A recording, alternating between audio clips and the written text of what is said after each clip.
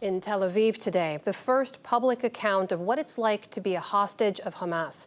85-year-old Yocheved Lifshitz was kidnapped from her home and taken to Gaza on October 7th. She was released yesterday, and today she said she had been through hell. They rampaged through our kibbutz. They kidnapped me, laid me on a motorbike. The guys hit me with sticks on the way. They didn't break my ribs, but it was very painful and made breathing very difficult for me. We started walking in the tunnels where the earth was moist and it was always humid. We reached a hall where we gathered, some 25 people. They were very kind to us and made sure we were clean and fed. We ate the same food that they did, pita bread with cheese and a cucumber. That was a meal for a whole day.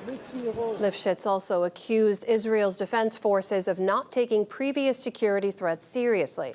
Israel estimates Hamas is still holding 220 hostages, including the husbands of Lifshitz and the other elderly woman hostage who was released yesterday.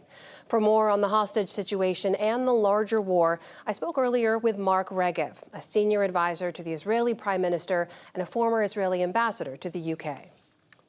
Mark Regev, welcome back to the NewsHour. Thank you for joining us. Thank you for having me. So let me start by asking about those hostages, more than 200 people, 30 different nationalities, we understand.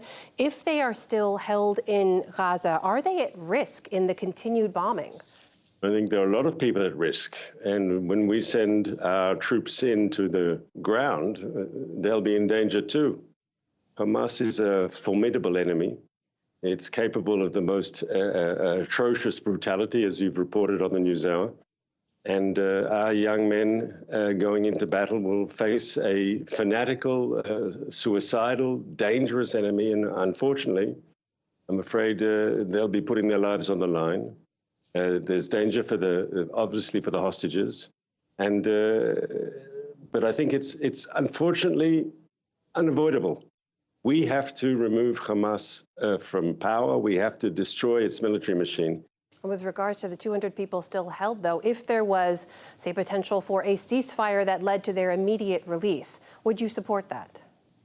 We would argue that the only reason we've had these, 4 people released so far is because of the strong pressure on Hamas. They didn't suddenly become humanitarian. So they're only releasing the people they have released, the 4 out of the over 200, because of strong pressure on them. And we think if we keep the pressure up, the military pressure, the international diplomatic pressure on their allies, specifically on on Qatar, that will deliver more releases. Without that pressure, they won't release a single person. You mentioned, you likened this fight against Hamas, who have called for the end of Israel. As you mentioned, this is an existential threat for Israel. You compared that to the U.S.-led coalition fight against ISIS. You've seen this comparison before, that the U.S.-led coalition dropped some 2,500 bombs a month across Iraq and Syria in that campaign. Israel dropped some 6,000 bombs in this first 6 days of this war alone on a much smaller area in Gaza. So how do you explain that level of firepower? Well, hopefully we'll get it done quicker. That's one of our goals. But it could take longer than many Israelis would hope, because Hamas has been in power for 16 years. They've got a very elaborate system of underground tunnels and bunkers and defenses. And as I said earlier, when we send our forces in, it could well be very difficult fighting. I mean, we will win, but it won't be without cost. Mark, when you say get it done, what does that mean? I mean, what does mission success look like? There has to be a new reality in Gaza, a more peaceful reality, a more secure reality. The people in southern Israel have to feel that they can rebuild their homes and reestablish their lives. And the people in Gaza deserve better. And in that new reality, who will govern Gaza? It's clear we don't want to stay in Gaza, that any Israeli presence there will be temporary to destroy the Hamas military machine. And I think after that, we can talk about all sorts of options. Those options are being discussed in meetings with foreign interlocutors, but I'm at this stage not at liberty to go into any detail. I need to ask you about the level of civilian casualties as a result of those bombings, though, because you've said before that Israel will take maximum steps to avoid civilian casualties. As you know, the Gazan Health Ministry now says some 5,000 Palestinians have been killed in the last 17 days, including women and children. I just wonder how you square saying that you're avoiding civilian casualties as much as you can and that number of 5,000? So first of all, I don't deny suffering in Gaza. I don't deny the fact that there have been Gazan civilians who've been killed in the crossfire between us and Hamas. But I would urge you, please, to be cautious with the numbers that come out of the Hamas-controlled Ministry of Health in Gaza. Sure. We saw do you the have more inflated accurate numbers?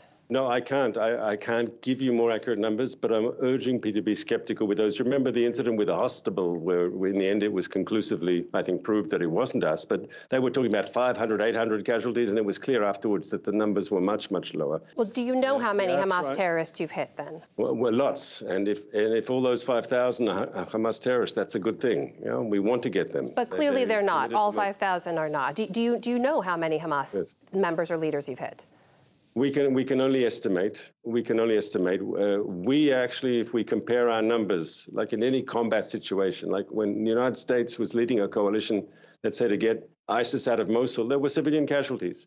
We think our ratio between civilian and combat casualties, between the people we want to get and between people, innocent bystanders, compares very well to NATO and other Western forces. And Mark, if I may, but what is that ratio? What are those numbers? I'm not at liberty to discuss that. I apologize, because we've still got combat ongoing and we haven't had ground troops in yet, and the situation could change. But what I would say is this: we are trying to make a maximum effort to avoid collateral damage. Hamas, unfortunately, has the opposite goal. And here is something that I think needs to be said. When we're asking civilians to leave areas of expected heavy combat, Hamas is telling them to stay. And they must die for the crazy cause. But Mark, if I may, many people tell us they fled the north to the south, and then there was Israeli bombing in the south as well. Yes, but it's true, because there are Hamas targets in the south, but there won't be the same level of heavy fighting, because it's in the north there, especially under Gaza City. There's a network of tunnels and bunkers and arms depots, and there's going to be, we expect very heavy fighting there. I'm not saying it's going to be easy for those people who are internally displaced, but the idea is to find an area where they can be safer, and with the international community make sure they have their elementary needs until the fighting is over. Mark Regev, Senior Advisor to the Israeli Prime Minister, former Israeli Ambassador to the UK. Mark, thank you for joining us. We appreciate it. Thanks for having me.